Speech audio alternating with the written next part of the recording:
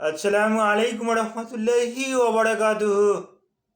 আমি ডাক্তার মীর শহীদুল ইসলাম।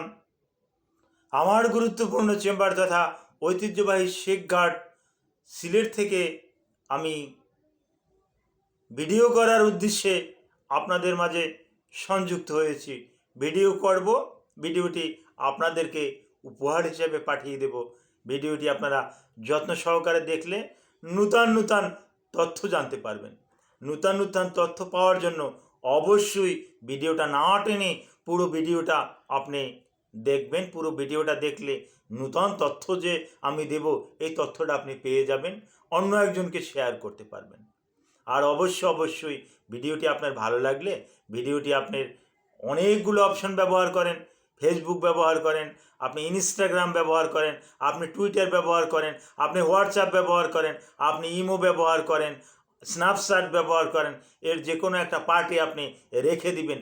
পরবর্তীতে আপনার আবার দ্বিতীয়বার আপনি রিভিশন করার সুযোগ পেয়ে যাবেন। বিষয়টা আপনি আবার জানতে পারবেন। বন্ধুবান্ধবদেরকেও এখান থেকে শেয়ার করে দেওয়ার আপনার সুযোগ আছে।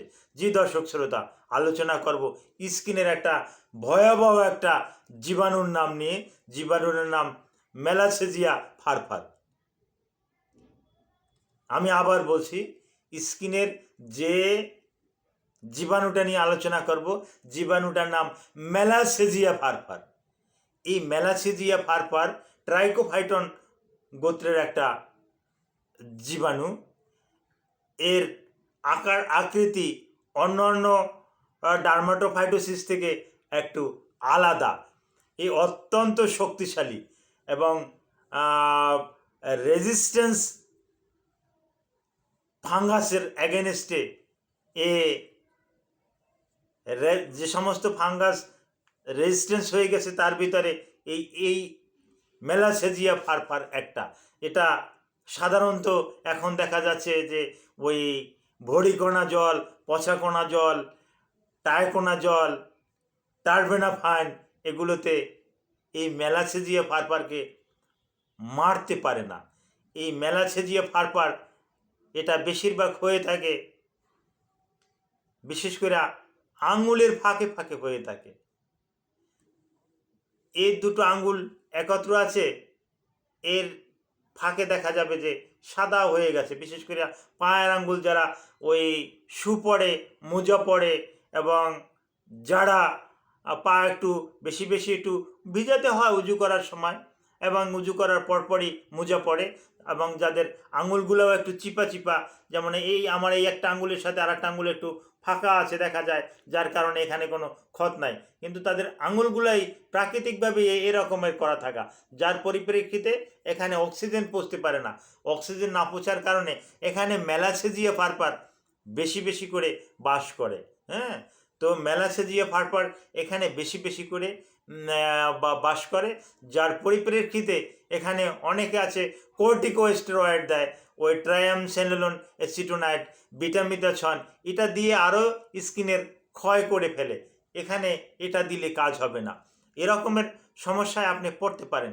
পড়লে কি হবে, আপনার ওই জায়গাটা খাবজাবে, বিশেষ করে রাতে খাবজাবে, ওই মোজা খোলার পরে খাবজাবে, জুতা খোলার পরে খাবজাবে, এবং ওখান থেকে একটা বিচ্ছিরি একটা গন্ধ আসবে, একটা পচা একটা দুর্গন্ধ আসবে। হ্যাঁ, এবং ওই স্কিনটা বিশেষ করে এই যে ইপিডার্মিস, ডার্মিস, হ্যাঁ, ডার্মিস পর্যন্ত চলে যায়। তো ইপিডার্মিসটা কিন্তু হোয়াইট থাকে। আপনি দেখবেন এই যে সাদা অংশটা দুই পায়ের মাঝখানে এরকমের সাদা, মনে হবে যেন এখানে কোনো ব্লাড কানেকশন নাই, এরকমের দেখবেন।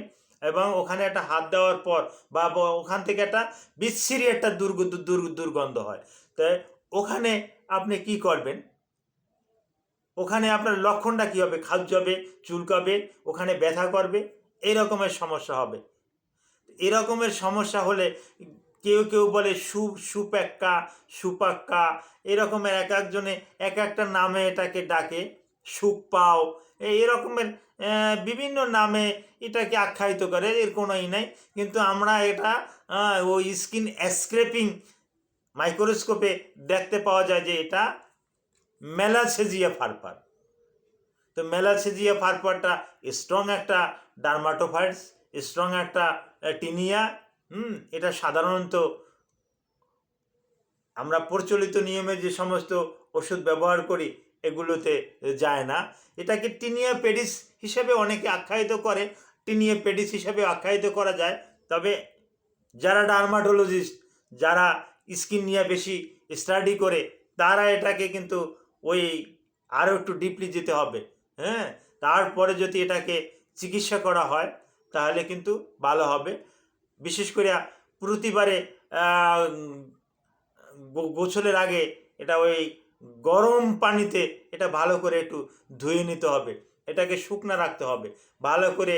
ওই টাওয়েল, টিস্যু পেপার এগুলো দিয়ে মুছতে হবে। মুছার পরে এখানে বিশেষ কিছু অয়েনমেন্ট, ক্রিম এগুলো লাগাতে হবে। এই যে অয়েনমেন্ট ক্রিমগুলোর ভিতরে লুলিকোনা জলটা best of the ointment or cream. Luliconazole, তারপর আসে টারবেনাফাইন, এগুলো এখানে ভালো একটা রেসপন্স পাওয়া যায়। হ্যাঁ, এখানে ওই ট্রপিক্যাল অয়েনমেন্ট ওরালি অ্যাডমিনিস্ট্রেশনের থেকে ট্রপিক্যালি এখানে ভালো রেসপন্স পাওয়া যায়। তারপরও এটা ভালো হতে 3 থেকে 6 মাস সময় নেয়। এর আগেই যদি বলেন যে আমি এইখান থেকে ভালো হয়ে যাব, এই মেলাসেজিয়া ফারফার এটা ভালো হয়ে যাবে, টিনিয়া পেডিস ভালো হয়ে যাবে, এটা কিন্তু সম্পূর্ণরূপে ভুল। এটা ভালো হতে সময় লাগে। সুতরাং টিনিয়া পেডিস হলে, এরকম পায়ে সাদা সাদা দাগ দেখলে, পায়ের আঙ্গুলের নিচে সাদা সাদা দাগ ছোপ ছোপ দেখলে আপনারা অবহেলা করবেন না। আপনারা যত দ্রুত সম্ভব একজন ডার্মাটোলজিস্টের কাছে যাবেন। ডার্মাটোলজিস্ট আপনাকে পরীক্ষা নিরীক্ষা করবে। ডার্মাটোলজিস্ট নিজেও বুঝতে পারবে না যে এটা ট্রাইকোফাইটন রাবরাম কিনা। হ্যাঁ, ট্রাইকোফাইটন রাবরাম যদি না হয়, হ্যাঁ, তাহলে কিন্তু আপনাকে কিন্তু ওই মাইক্রোস্কোপিক এক্সামিন দিবে। বিশেষ করে আমরা যেটা দিয়ে থাকি, আমি যেটা দিয়ে থাকি স্কিন স্ক্রেপিং, এই স্ক্রেপিংয়ে কিন্তু ধরা পড়বে যে ওটা কোন গোত্রের জীবাণু। এই গোত্রটা ধরা পড়লে ডক্টরের কিন্তু চিকিৎসা করাটা অনেক অনেক অংশে সহজ হয়ে যায়। সঠিক ওষুধটা ওখানে প্রয়োগ করতে পারে। সঠিক ওষুধটা প্রয়োগ করার পরিপ্রেক্ষিতে ওই জীবাণুটা ওখানে আর দীর্ঘ সময় থাকতে পারে না, ওটাও আস্তে আস্তে করে ধ্বংস হয়ে যায়। তবে এখানে কম্বিনেশন ড্রাগ ইউজ না করাই ভালো। সিলেক্টিভ একটা ওই ডার্মাটো ফাইটোসিসের উপরে কাজ করে, মেলাসেজিয়া ফারফারের উপরে কাজ করে। হ্যাঁ, এই রকমের একটা ড্রাগ দেওয়া অতি উত্তম। তো অবহেলা না করে আপনারা যত দ্রুত সম্ভব এরকমের রোগ হলে ডার্মাটোলজিস্টের কাছে চলে যাবেন। Thank you all.